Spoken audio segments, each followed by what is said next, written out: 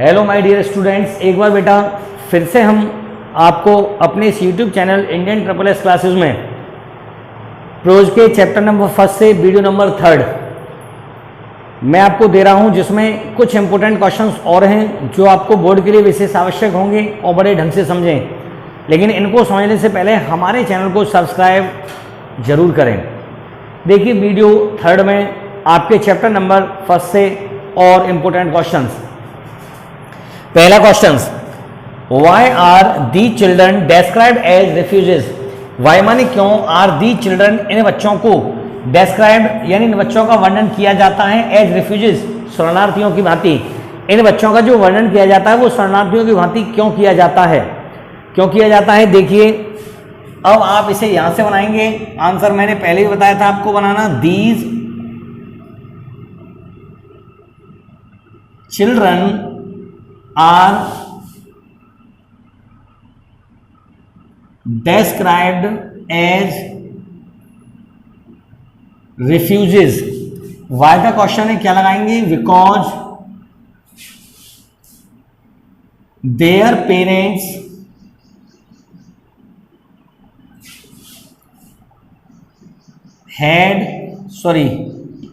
have left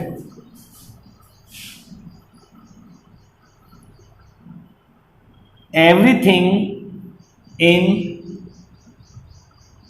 Pakistan due to the fear of religious fanaticism।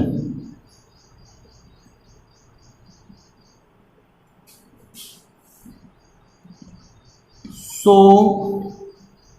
they came in India। देखिए इनको क्यों refugee पुकारा गया, क्योंकि इनके माता पिता हैव लेफ्ट छोड़ चुके हैं। ये हैव लेफ्ट क्यों लिखा, क्योंकि आपका आंसर किसमें क्वेश्चन दे रखा है, प्रेजेंट में, तो आंसर भी हम किसमें देंगे, प्रेजेंट में। देखिए अब बिकॉज लगा के लिखा, देयर पेरेंट्स इनके माता पिता हैव लेफ्ट छोड़ चुके हैं, एवरीथिंग सब कुछ, इन पाकिस्तान पाकिस्तान में, ड्यू टू के कारण, the fear of religious fanaticism, due to के कारण, द फियर भय के कारण, ऑफ रिलीजियस, ऑफ माने के, रिलीजियस धार्मिक, फैनेटिज्म परिवर्तन, अपने धार्मिक परिवर्तन के भय के कारण, जो उनका धर्म परिवर्तन कराया जा रहा था उसके भय के कारण वो अपना सब कुछ पाकिस्तान में ही छोड़ चुके थे और इसीलिए दे केम इन इंडिया, भारत आ गए। और इनको क्या पुकारा गया, शरणार्थी, क्योंकि जब कोई व्यक्ति अपने रेजिडेंस को छोड़ करके किसी दूसरे के यहाँ जाए और उसके यहाँ रहने की रिक्वेस्ट करे, उससे प्रार्थना करे, तो वह स्थान उस व्यक्ति के लिए उसका शेल्टर होम होता है, यानी रिफ्यूजी होता है वो व्यक्ति उस स्थान के लिए। ऐसे इसमें बोला गया। क्वेश्चन नंबर 2 यानी 10। देखिए 10 में क्या होता है, what things did the author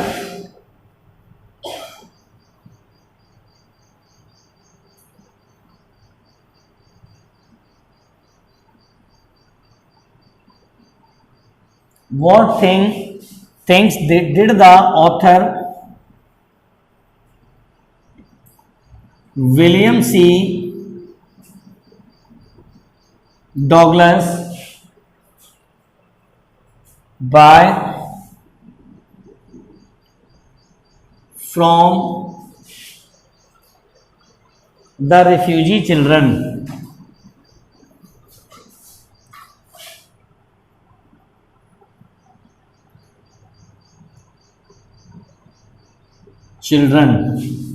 from the refugee children so much so that his arms were full full. Question number 10 देखिए, थोड़ा हिंदी मीन्स क्या कहता है उसका।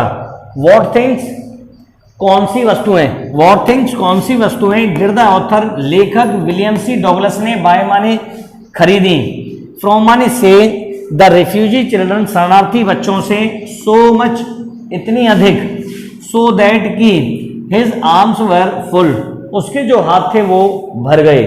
यानी उसने कौन सी वस्तुएं उन शरणार्थी बच्चों से खरीदी जिससे कि उसके हाथ भर गए। तो देखिए कौन सी वस्तुएं खरीदी थी, आंसर में आप देंगे, कहां से देंगे, the author, the author William C Douglas, by का क्या हो जाएगा, bot.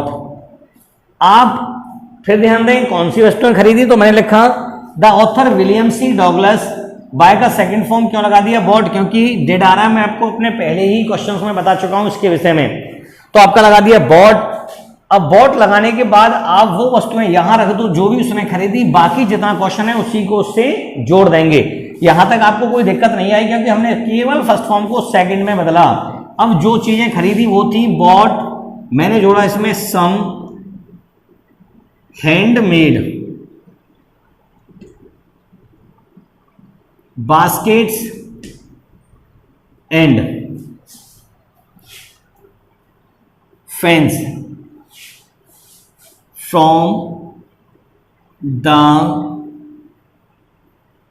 Refugee children, so much so that his arms were full।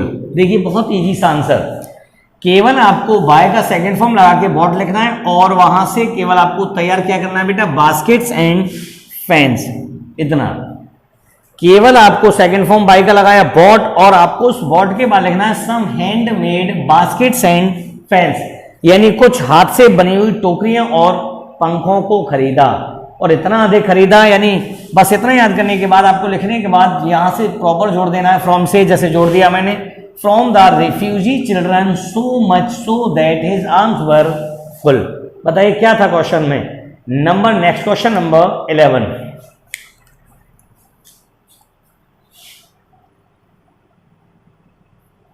में देखेंगे क्या कहता है, what were the children selling,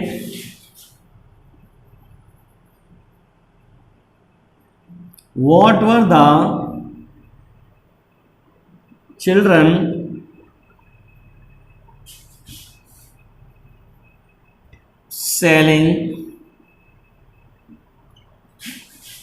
selling at railway station,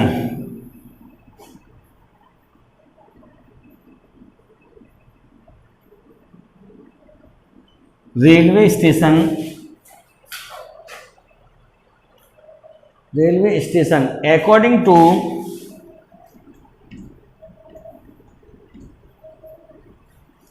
William सी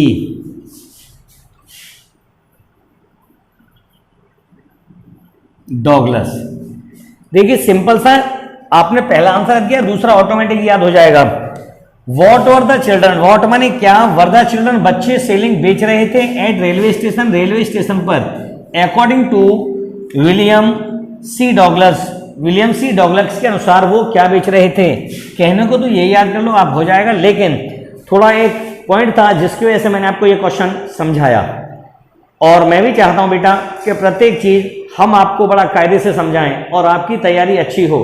आप कुछ नहीं करेंगे, जो कुछ कराएंगे हम कराएंगे, हम पर पूर्ण विश्वास रखिए, हमारे साथ चलिए, हमारा साथ दो, आपके मार्क्स अच्छे होंगे, आपकी बढ़िया मार्कशीट बनेगी। देखिए इसी में क्या था, मैंने बताया कि एक इंपॉर्टेंट पॉइंट, अकॉर्डिंग टू, अगर किसी भी क्वेश्चन में कहीं भी अकॉर्डिंग टू आता है, पहले आता है, बाद में आता है, बीच में आता है, कहीं भी आता है, तो आंसर देते समय उस अकॉर्डिंग टू को हम पहले लगा के बनाएंगे, जिससे उसका एक सही सेंस होगा। तो आप पहले क्या लगाएंगे, अकॉर्डिंग टू,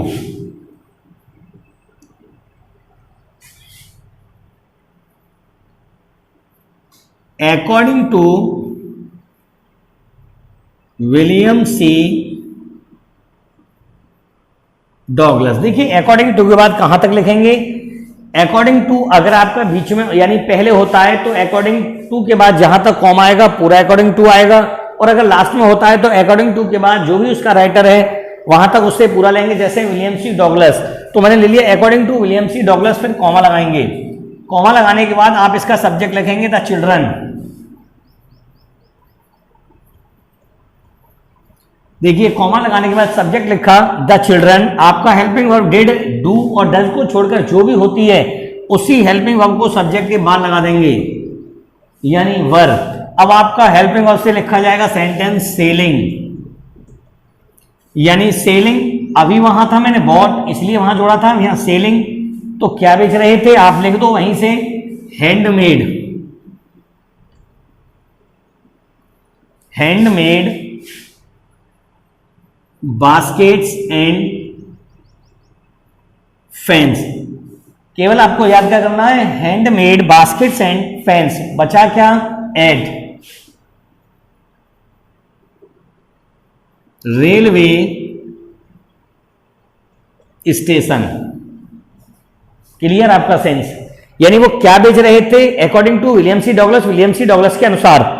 तो according to William C Douglas, William C Douglas के अनुसार द चिल्ड्रन बच्चे वर सेलिंग बेच रहे थे हैंडमेड बास्केट्स एंड पेन्स, यानी वो हाथ से बनी हुई टोकरियां और पंखों को बेच रहे थे at railway station, railway station पर। बताइए क्या था किसी भी क्वेश्चन में, यानी किसी में कुछ नहीं होता। मुझे भी अच्छा लग रहा है जब आप लोग वीडियो अधिक से अधिक देख रहे हैं, पसंद भी कर रहे हैं। बेटा ऐसे ही करते चलिए, आपको कुछ नहीं करना, बार बार कहता हूं मैं आपको कुछ नहीं करना, जो कुछ कराऊंगा मैं कराऊंगा, जितना मैं कराता हूं आप उस पर पूरा फोकस रखिए।